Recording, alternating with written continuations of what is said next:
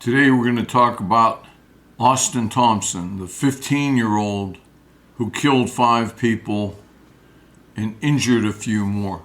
We are Analytical Media. We're a consortium, a group of therapists, college professors, and well-published peer-reviewed authors. And now on to the story of Austin Thompson. On October 13th in 2022, in the neighborhood of Hedingham in Raleigh, North Carolina. It was a Thursday. People were coming home from work. School kids were coming home, working in the neighborhood, hanging out. It was a normal afternoon. Busy neighborhood. People jogging, walking dogs. And at 4:30 p.m., Austin decided to kill a bunch of people. He had planned it.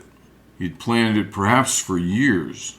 First thing he did was shot his brother in the head with a stolen .22 caliber rifle. What was unique about this was the rifle had a silencer on it, sometimes called a suppressor. After shooting him multiple times in the head, he was still breathing. So Austin stabbed James more than 50 times, mostly in the neck. Investigators determined he stabbed him in the neck because he had been concerned about his brother screaming, and he had done many internet searches about stab wounds preventing screaming, stab wounds in the neck, preventing screaming, and he was trying to destroy the voice box of his brother James. He dragged James' body roughly 90 feet through the house and wrote a note saying, "James dead inside, don't look." And then he decides to go out into the neighborhood and continue killing people. There are a couple of things about this story. First of all, the sentence he got, which was pretty unique because few 15-year-olds would get this sentence. And also, it's interesting because he was taking an acne medication, and many murders have been committed, or a number of murders have been committed by ordinary kids with acne who have taken acne medications for a long time. It's a drug. In his case, he was taking some type of antibiotic, which is known, which has the side effects of making people aggressive, zombie-like. It's true. We have experienced it in Analytical Media. We have treated people who have been on Accutane or other drugs, all designed to cure someone of the terrible acne that occurs in childhood during the teenage years. So James leaves the pretty small, puny .22 rifle, the one with the silencer. He leaves it at home, and he now picks up a pump-action shotgun loaded with double-aught buckshot, and he adds a 9mm handgun to his arsenal, and out he goes through the neighborhood. He first walked to the front porch of Nicole Connors, who was 52, and shot her as she stood there with her dogs. Killed her. He continued down the street, and then he shot 49-year-old Susan Carrance, a dedicated marathon runner, a mother of 3, while she was out for a jog or a run. Now he's several blocks from home, and he shoots Mary Marshall, 34 years old, who was walking her dog, and killed her instantly. Off-duty police officer, Raleigh police officer, Gabriel Torres, 29 years old, a former Marine. He was a husband and a father. He shot him in the driveway while he was getting ready to leave for work. 2 other people, Marcel Lynn Gardner and 1 additional survivor, were gravely wounded but lived. For more than an hour, Austin moved through his neighborhood. He walked about 2.5 miles through this subdivision, And they have doorbell camera footage of him walking through the neighborhood. Shows him walking up the victims with the shotgun raised, firing, then calmly continuing on. In one video clip, he even called out, quote, "There's a shooter," while still holding the weapon. His behavior was described as eerie, detached, and that stunned first responders. You need to think about that. He clearly was not in a normal headspace. He was zombie-like. He was totally unemotional. He wasn't normal, Austin. Could that have been due to the medication he was on? Well, it's the side effect of the medication. And we've experienced it at Analytical Media with our clients. And why would he identify himself? He's the shooter. He's walking along calmly, aiming at people and saying, "There's a shooter." Like he's not saying, "I'm a shooter, I'm going to kill you." He's saying calmly, as he walks along like he's watching it on TV, "There's a shooter." The rampage ended, his killing spree ended when officers finally cornered him. Austin retreated into a backyard shed, and he turned the gun on himself. He fired a shot into his own head in an apparent suicide attempt. However, he survived. He has severe brain injury, and he always will have. He's certainly disabled at this point in time. He shot himself in the head, in the forehead. He was charged with 5 counts of first-degree murder, 2 counts of attempted murder, and an additional felony assault charge. And he was charged as an adult. Now, he's 15 years old, but he was charged as an adult. And that's part of the story here, what makes this unique. Now, obviously, he was hospitalized for a long time with that brain injury. But here's what we know, the details behind the murders, his earlier life history. When he was 12, he had conducted thousands of internet searches related to firearms, hundreds of searches about how to make a bomb, and school shootings, and serial killers. He searched for information about mass murders. In the weeks leading up to the shooting spree, he searched for information like this. He typed it into the computer. Can juveniles get the death penalty? How fast does a .22 have to go to penetrate a skull? Don't forget he shot his brother in the head with a .22. Do most people scream after being stabbed in the neck? ? He researched how mass murderer Eric Rudolph evaded capture for years. He packed a survival bag with about 100 shotgun shells. He hollowed out a chapstick tube and hid drawings about making pipe bombs. When the police searched his bedroom, they found a handwritten note from him concerning his brother who he had just shot. It read in part, "I did this because I hate humans. They are destroying the planet. I killed James because he would get in my way. Death is like sleep. That's why I don't care if I die. I have no regrets. I'm not mental either. I was sane when I did this." To his dad, he writes, "You were the best dad." And then he adds, "I was never bullied in school either."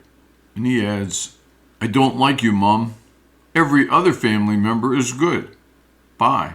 His teachers, classmates, and even staff in juvenile detention described a polite, intelligent teenager who earned a 3.8 GPA, who caused no disciplinary problems, and later became the only student in his detention class to graduate high school. And this was after he graduated high school, after the traumatic brain injury.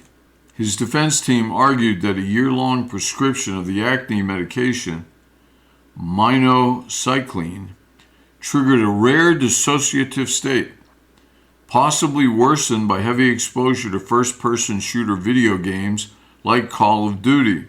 A court-appointed psychiatrist described Austin's post-injury as cooperative, genial, and childlike, emotionally flat, and potentially unable to accurately recall or understand his own notes and actions.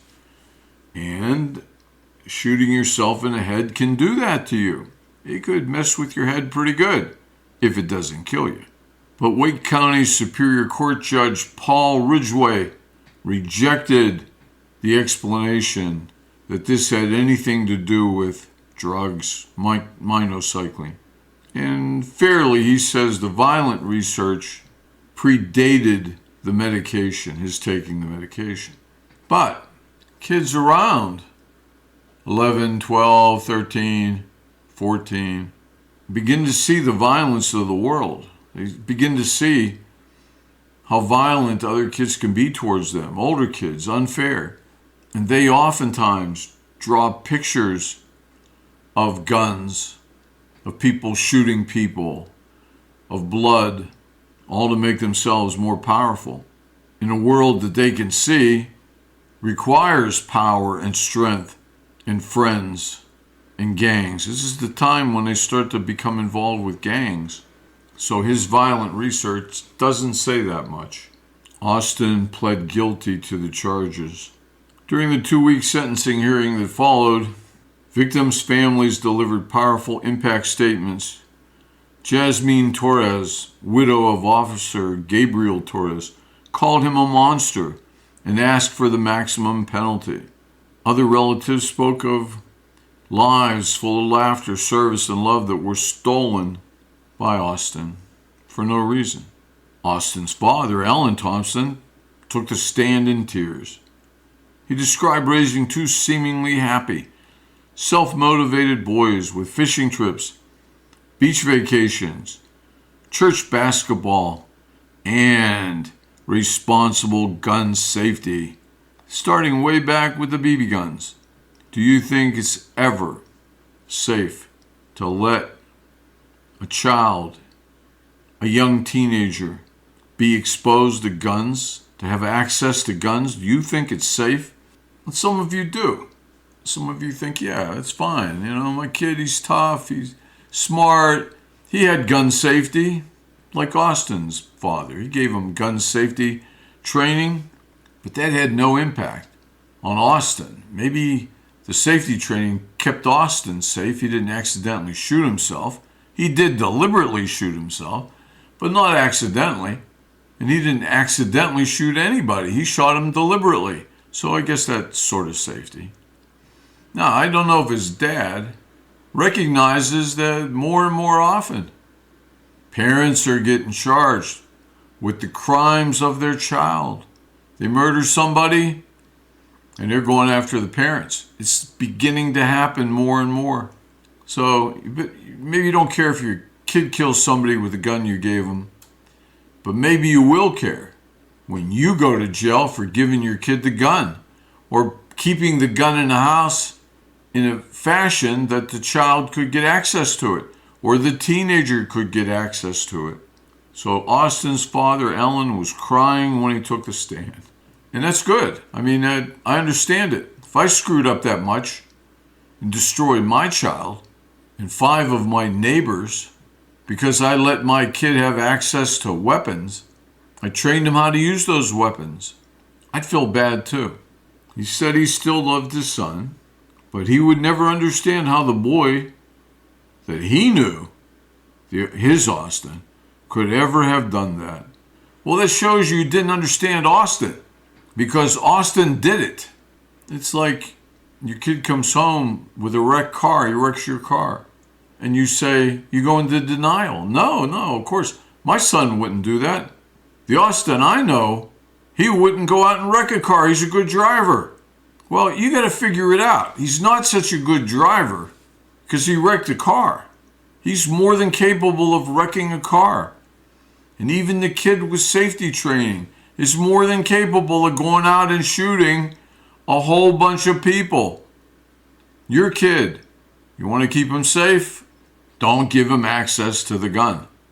Any guns, nothing. Be a better parent. You want to take him out, teach him how to shoot? When you're with him, good. But when you come home, you lock those guns up at your grandfather's house, your mother's house. You don't bring them into your house. You lock him into a gun safe that he can't get into. And if you don't, he could easily. The mind of a child, so easily turned, so frightened from reality. So he says he doesn't understand how his son could do that. He doesn't understand it because it's not his son. His son wouldn't do that. Not the son he knew. Well, don't have any more children because you don't know children. Did you look at his internet searches, or did you just assume he would do nothing wrong? He would look up no violent acts. Just assume, not your son. You probably assumed he wouldn't kill anybody, but you were wrong. He killed a lot of people, and he shot himself in the head. He's childlike now, like a child, missing part of his brain. Not good parenting. On February 13th of this year, Judge Ridgway sentenced Austin David Thompson to 5 consecutive terms of life in prison without the possibility of parole for the murders, plus additional concurrent sentences for the attempted murders and other charges. So he was going to have to spend 5 consecutive life terms in prison, which means he dies on the first term because you can't get out. He can't get out. There's no parole. So he's got to die in prison. And then what do? Keep his body for another 50, 60, 70 years and let him average out when people die. And so that's the second death and the third and the fourth. I mean, it is a little silly, these type sentences. You don't need 5 consecutive sentences. I understand why they do it. They do it because you might get off on a technicality on the one murder. So you just charge him with one murder. So it turns out there's some technicality and he gets out. It's done. He's killed somebody and he walks free. So they give him 5 consecutive, right? So that, well, he might get out on the first one of a technicality, maybe the second or the third, but not the fourth and the fifth. And then they go concurrent with the other charges of attempted murder. So he's serving those at the same time he's serving his first life sentence. And here's the interesting thing that I mentioned earlier on. The judge called the murders a rare example of, quote, irreparable corruption. That's important. Because if you don't have that irreparable corruption in a juvenile, if you don't have it, if you don't recognize irreparable corruption, he cannot be sentenced to life for the murder. He cannot. He was too young. And he cited the months of planning and research, the murdering of random and innocent victims, the complete absence of remorse in the bedroom note, and the lack of any substantial mitigating factors. No abuse, no severe mental illness, no developmental disabilities, no chaotic home life. The acne medication that he was taking, minocycline, can do that. It's a side effect. People who take those drugs, including Accutane, if you could talk to someone who's done that, who's tried to take it for a year or more, they'll tell you that they felt insane. They couldn't stand it. Most people get off of it before an extended period of time has elapsed. Yes, you can take it for 3 months, 4 months, 5 months, 6 months. But when you get around the year mark, something changes. And you got to get around the year mark for any permanent effect to occur, protecting you against the acne, changing your body, reducing the size of oil glands, and people come off of it. If you get the opportunity, if you know someone who's had that experience, or if you've had it, comment on it after the video, down below the video. Let us know your experience. But we've all had clients who have come off of these types of medication. and it was a torture for them. They didn't want to have the acne, and they were fine for 2 months, 4 months, 6 months, but around the year mark, they had to come off. They couldn't stand it.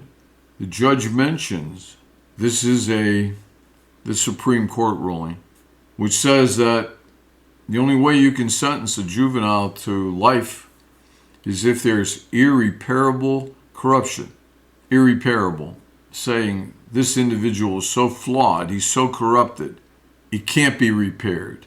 In which case, we're just going to put him away for life with no parole.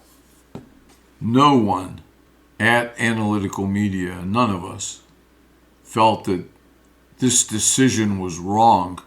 No, we don't believe he should be let out. He needs to be cared for. And according to the old systems that occurred in states, it would have been a state hospital. Obviously, he has irreparable brain damage. He shot himself in the forehead. Now, it doesn't say if he shot himself with a shotgun or the 9mm. Hardly makes a difference. But he's very calm and childlike now, which we would expect after major damage to the frontal lobes of the brain. He certainly does not need to go into a prison. What are we doing? He should be put into a hospital and cared for, but never released. Never released because we can't trust him. I'd rather discuss this theoretically, suggesting he had not suffered brain damage from the shooting. Say he just got arrested. Now what would we do with him? Well, we would put him in prison with no parole. Do we think he'd be okay without the acne medication? We do. But we can't take that chance. We have to protect the innocent people in society. All the innocent people in his neighborhood have to be protected. Maybe anybody could snap and kill people. Maybe. I'm not going to argue that with you. I would say, no, that's not true, but I'm not going to argue it. I'll go with, yeah, maybe anyone could do it. But we know he could do it. We know Austin could do it because Austin did it. And maybe if the same combination of factors occur, Austin would murder again if given the opportunity. We can't give him that opportunity. None of us. Yeah, it's sad that he has to be in a hospital if he didn't have the brain injury. Now, he should be in prison if he didn't have the brain injury. He's got the brain injury, and where should he be now? Well, he should be in a state hospital. It's not going to do anybody any good to put him in a prison. Or maybe a new type of prison that looks like a state hospital. I don't know. Society has to determine that. You have to determine that. Vote it in. Talk to your representatives. It's an interesting case. Mistakes everywhere. If I could go back in a time machine and I could talk to Colin Thompson, Austin's father, when he was going to buy him the first BB gun, or 22, and if we struck up a conversation and he said, I know you got to be careful with guns, so I'm going to have Austin take a gun safety course. Do you think that's good? And I'd say, no, I don't. A child does not have the restraint, the maturity, the brain development to be around guns.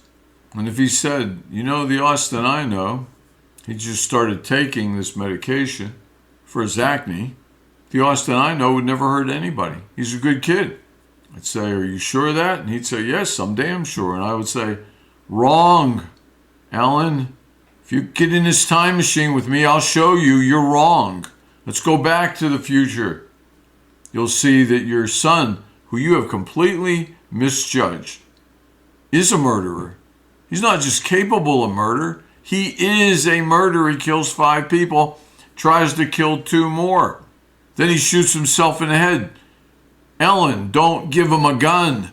Ellen, take those guns out of the house or get a gun safe that he can't get into. And you can say, nah, not my kid. And you could be hearing this and say, nah, not my kid. Well, maybe not your kid, but are you willing to take that chance? It's not worth it. I would take no chance of ruining and destroying my child's life. by giving him access to guns. And then for you who say, I don't care what you think, and I'd say, well, no, don't forget. Might not just be Austin that goes to jail. It could be you. And you can look at the cases. It's starting. 2 convictions, one very recently. It's an interesting case for a number of reasons. And it's a sad thing that innocent people got killed. It's even a sad thing that Austin tried to kill himself. Now, Alan, he had 2 sons. And he bet both of them would not pick up the gun and shoot anybody. And he was right about one son, the 16-year-old. But he was wrong about the 15-year-old. And you can't take that chance. People are very fallible. You make a mistake, it could cost your son his life as well as innocent other people. And that comes right from you. That's the mistake you made. Your mistake. The parent's mistake. This is Analytical Media. I hope this has helped you somewhat, given you some insight, maybe some entertainment. Maybe you learned something, maybe it's thought-provoking. We hope it did. You can comment, subscribe so we can give this to other people, get it out there to more people. We hope everything's gone well for you, and we hope everything will. Please take care.